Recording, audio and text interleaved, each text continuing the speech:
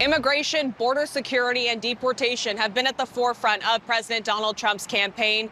And now during the president's inaugural speech, he declared the first steps to his plans, including declaring a national emergency at the southern border, declaring the military prioritize our borders, and invoking a centuries-old law. Now, while the president's speech was focused on violent criminals crossing the border, immigration attorneys are looking at the byproduct of the president's policies. I will end the practice of catch and release, and I will send troops to the southern border to repel the disastrous invasion of our country.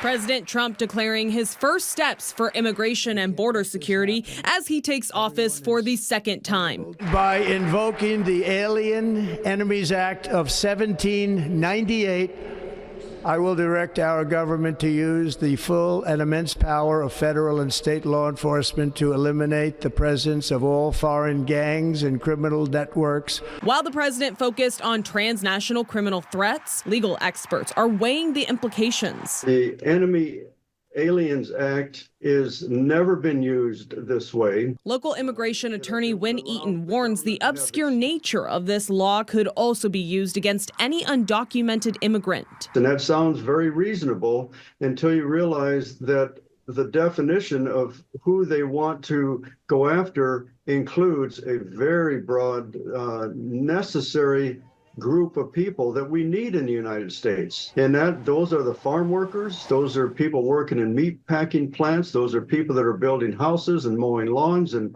have no criminal history. President Trump promised that through executive orders, he will return, quote, millions and millions of criminal aliens back to the places from which they came. The president declared he will reinstate a Remain in Mexico policy, designate cartels as terrorist organizations, and defend our country from threats and invasions. We will do it at a level that nobody's ever seen before. Eaton fears the fallout of these promises will result in not only large-scale criminal deportations, but if left unchecked, a harmful reduction in labor force without the numbers to replace them. The chapter's not been written just yet. In support of the president's policies, Republican Congressman Vince Fong reiterated that Trump's focus is on criminal activities. No one will trust anything unless our border is secure. Fong stating the need to reduce the influx of illegal drugs and criminal smuggling through our own community, citing that transnational criminal organizations are to blame for the opioid and fentanyl epidemic. The agricultural community in the industry is going to work with the Trump administration.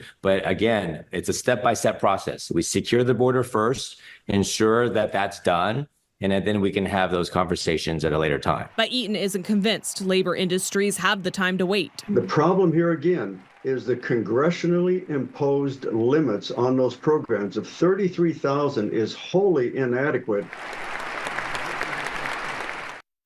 Again, the president's policies begin with the immediate removal of undocumented immigrants with criminal records. Immigration rights activists say they're prepared for additional Border Patrol sweeps throughout Kern County as Trump's policies continue to be enacted. In Bakersfield, I'm Veronica Morley, your senior reporter.